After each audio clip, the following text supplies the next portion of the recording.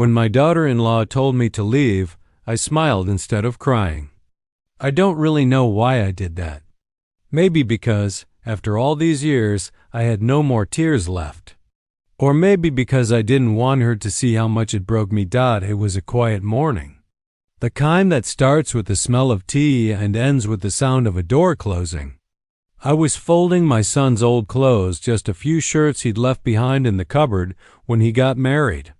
The rain outside made the house feel smaller, colder. I remember touching one of his shirts, the blue one I gave him for his first job interview, and thinking, he doesn't wear this kind of thing anymore. His wife preferred more polished clothes.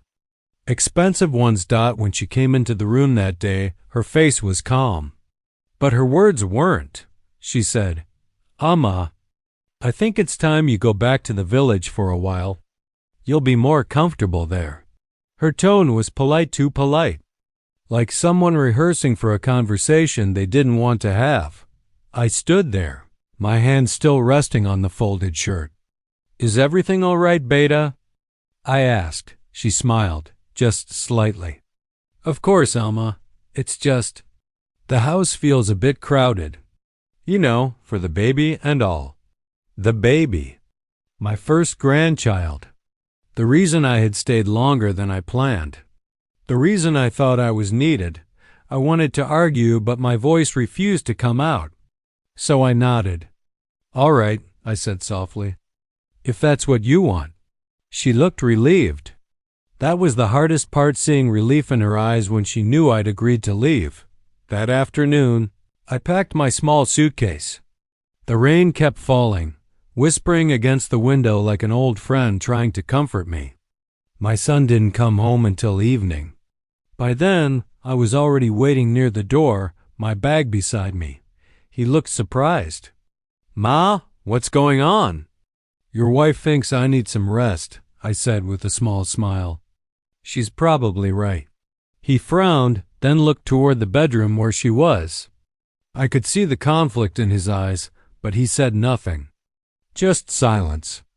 That kind of silence that says everything. When I stepped outside, the rain had stopped. The air smelled of wet earth and jasmine. I walked to the gate slowly, feeling the weight of years behind me, years of raising him, of believing love never changes. And as I turned back one last time, I saw her standing at the door. She didn't wave. She just closed it, quietly, gently, completely. Before all of this, my life was simple. I lived in a small house on the edge of town, surrounded by mango trees and neighbors who always waved when they passed by. My days were filled with small routines: making tea at dawn, watering the plants, and waiting for my son, Rohan, to come home from work. He was the kind of boy who always smiled when he entered a room. Not loud or demanding, just kind. The kind of son every mother prays for. His father had passed away when Rohan was only 8 years old, so it had always been just the two of us. He used to say, "Ma, one day I'll give you a life where you don't have to worry about anything." I would laugh and tell him, "I don't need anything but you." For years, it was just that, him and me. We were a team. I worked part-time at a local school, and he studied hard, determined to build a better future. I remember those evenings when we would sit together on the veranda, sharing a simple meal and talking about everything: his dreams, his fears, and the small things that made him happy. When he got his first job in the city, I was so proud. He called me from the bus stop, his voice trembling with excitement. "Ma, they chose me. I got it." I cried that day. Not because of the job, but because I could finally see his father's promise living through him. After a few months, Rohan asked me to move with him to the city. "I can't leave you alone there," he said. I hesitated at first. I had my home, my garden, my memories, but the thought of being near him was enough. So I packed up everything we owned into 2 large trunks and followed him. The city was loud, busy, and full of people rushing somewhere. But Rohan made sure I was comfortable. He rented a small apartment, and every evening he'd sit with me, telling stories from work, laughing, making sure I ate well. I used to tell him, "Beta, you'll find a good girl soon. Then my job will be done." He'd blush and say, "Ma, you'll always be my first lady."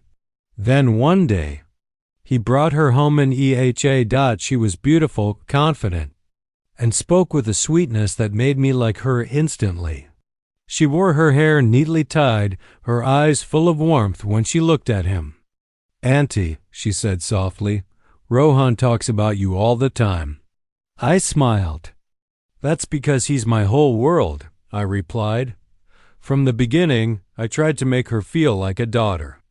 I cooked her favorite dishes, gave her small gifts, and told her stories from Rohan's childhood. She laughed and called me Amma even before the wedding. I thought I had gained another child that day. Their wedding was simple, but full of love. Rohan looked so happy standing beside her.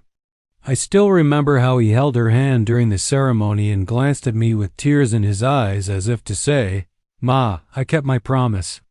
You're not alone anymore." After the wedding, we all lived together in that small apartment. At first, it was perfect. Mornings were filled with the sound of laughter and the smell of parathas cooking in the kitchen. We'd sit together for breakfast. Neha always made sure I had my tea just the way I liked it. I used to think, how lucky I am. My son found someone who loves him and respects me too. But little by little, things began to change. It started with small silences. Neha would sometimes avoid my eyes when I spoke. She began taking longer to answer me or would correct the way I did small things in the kitchen. "Amma, maybe you should rest." "I'll handle the cooking," she'd say with a polite smile. I thought she was being caring. But soon, she started cooking separately for herself and Rohan. Saying our food habits were different. At first, I didn't mind. I told myself this is how new relationships work.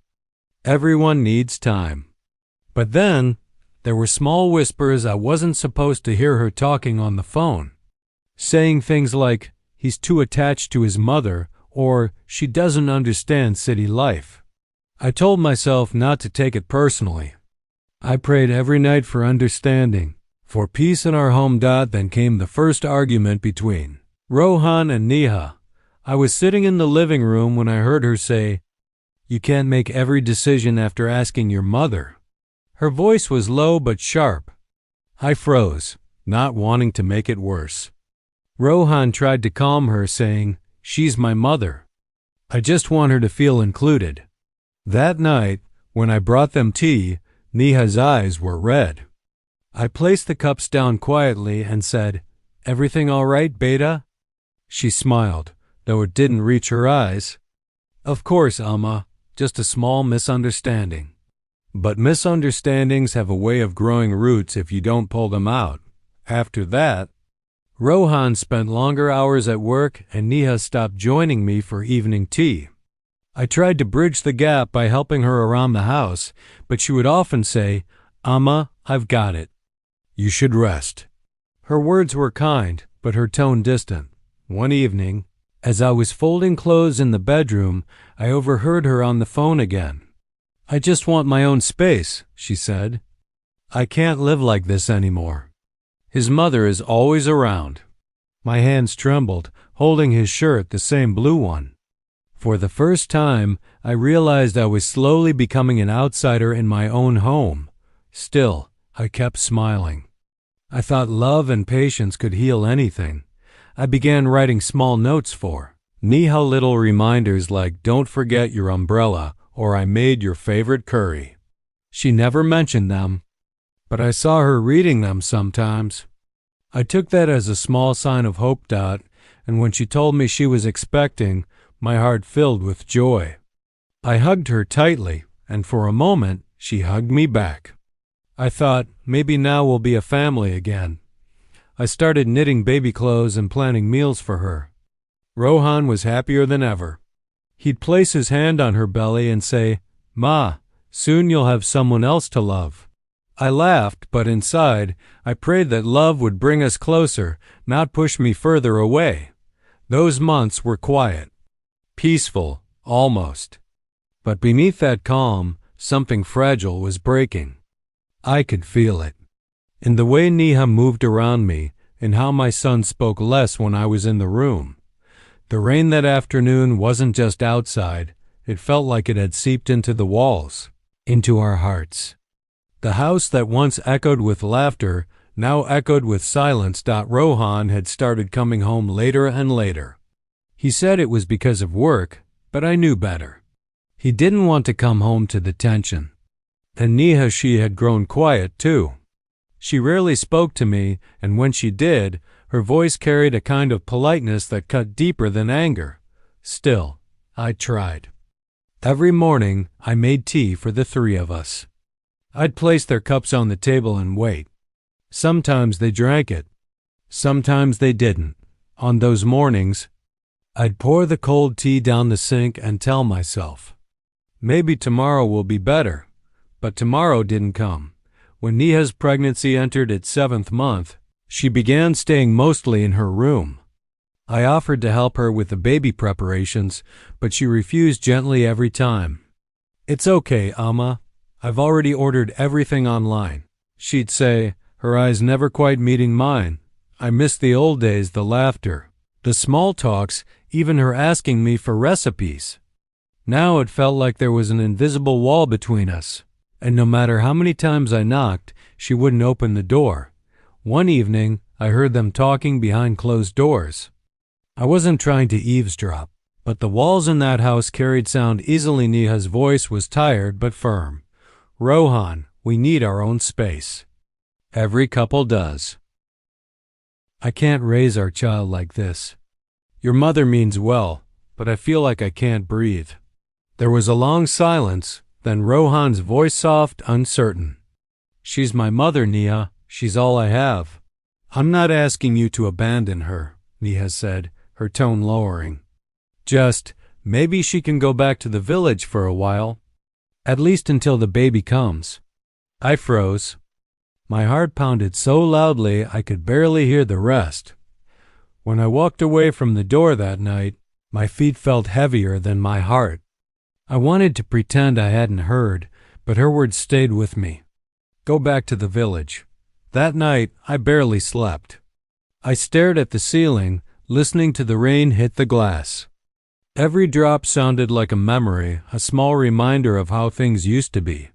The next morning, I made breakfast like always. Neha came out of the bedroom looking tired. I smiled and said, "I made your favorite upma." She nodded but didn't sit down. "Thank you, Amma. I'm not very hungry." Rohan was leaving for work, rushing as usual. He kissed Neha on the forehead, then turned to me.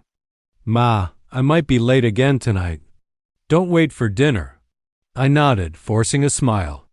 "Take care, Beta." After they left, I sat alone at the dining table, staring at the 2 untouched cups of tea. The house was quiet, too quiet. I reached for the baby sweater I had been knitting and tried to distract myself, but my hands trembled. Every stitch felt heavier. In the evenings, I started sitting on the balcony again, watching people pass by below. Sometimes I saw older women walking with their daughters-in-law, laughing together, carrying bags from the market. I wondered what I had done wrong. Had I been too loving? Too present? One day, my neighbor, Mrs. Mehta, came to visit. She was a kind lady, always cheerful. "You don't come out much these days," she said. "Everything all right?" I smiled faintly. "Yes, just. The baby's coming soon. Things are busy." She nodded but looked at me with the kind of understanding only another mother can have. "Sometimes," she said softly, "we give everything and still it's not enough." After she left, I sat quietly for a long time. Her words echoed in my head. A few weeks later, the baby arrived, a beautiful boy. My grandson. When I first held him, I felt something light up inside me again. His tiny fingers wrapped around mine, and I whispered, "You're my little miracle." For a few weeks, the house felt alive again. I helped with feedings, changed diapers, sang lullabies. Neha seemed tired but content. She even smiled at me once when I rocked the baby to sleep. But slowly, that warmth faded again. Neha started insisting on doing everything herself. "Amma, please don't lift him. You'll strain your back." "Amma, I've got this." "Amma, please rest." Her words were always kind, but they built walls all the same. Then, one afternoon, while I was folding baby clothes, I overheard her talking on the phone again. "I told him already," she said sharply. "His mother is sweet, but this isn't working. I can't raise my child under her shadow." I sat frozen, holding the tiny socks in my hands. They felt lighter than air. That evening, when Rohan came home, I decided to talk to him. I didn't want to interfere, but the pain inside me had grown too heavy. "Beta," I said softly as he sat down tired from work. "Can I talk to you for a moment?" He nodded, his eyes weary. "Of course, Ma. What is it?" I hesitated. I hope I'm not making things difficult. I know Neha feels uncomfortable sometimes." He sighed, rubbing his forehead. "Ma, it's not like that. She just needs time. Things will settle. Do you think maybe I should go back to the village for a few weeks?" I asked quietly. He looked startled. "No, Ma. Why would you say that?" I smiled weakly, because I heard her say it. The silence that followed was long and heavy. Rohan looked down, his hands clasped together. "She didn't mean it that way," he finally said. "She just feels pressured. I'll talk to her." But he never did. Or if he did, it didn't help. Days turned into weeks. The baby grew fast, and with every new milestone, I felt a little further away from them both. They started going out together, just the three of them, and sometimes came back late. I would wait by the window, pretending to read, pretending not to care. One evening, I made kheer. It was Rohan's favorite since childhood. I waited for them to come home, the pot still warm on the stove. When they finally arrived, I said cheerfully, "I made something special." Neha smiled politely.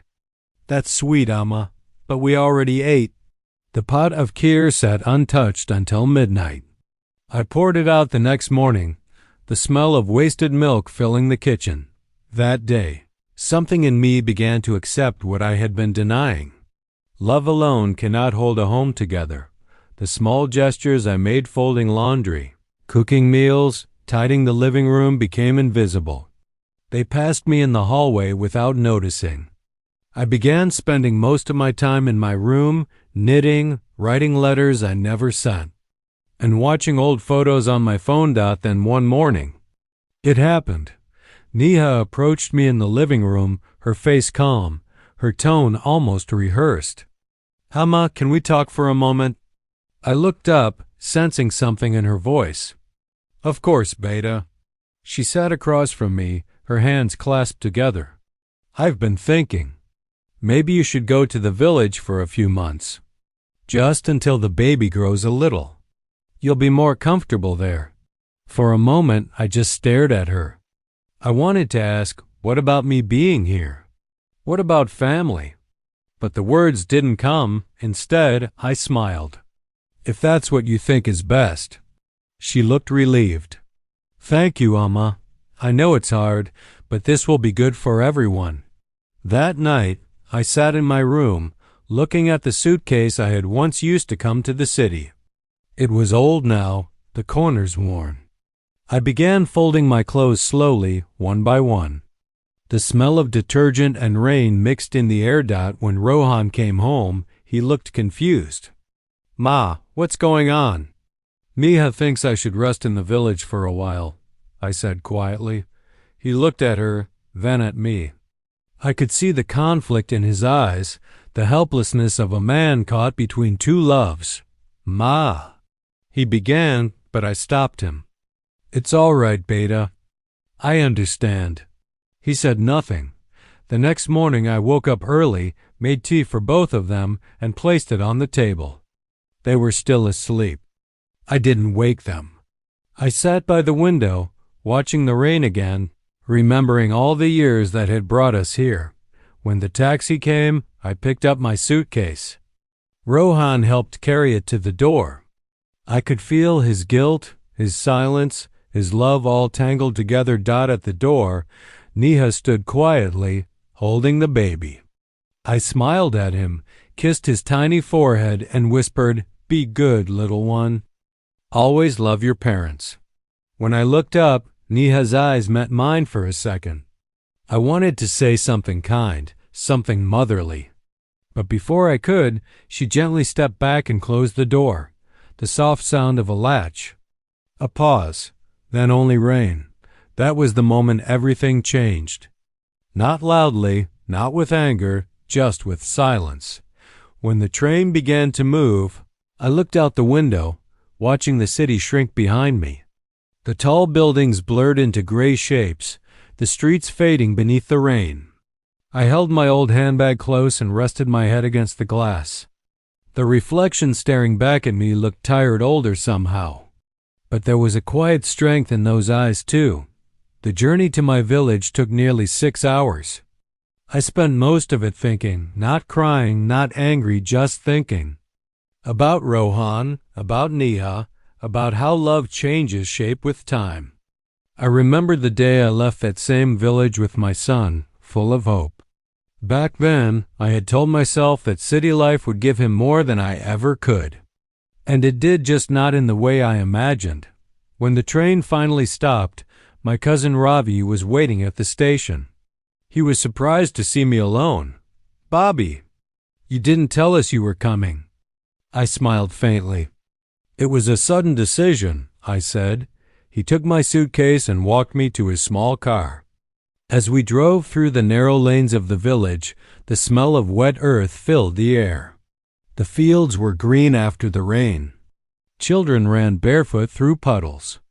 It felt both familiar and distant, like stepping into an old photograph.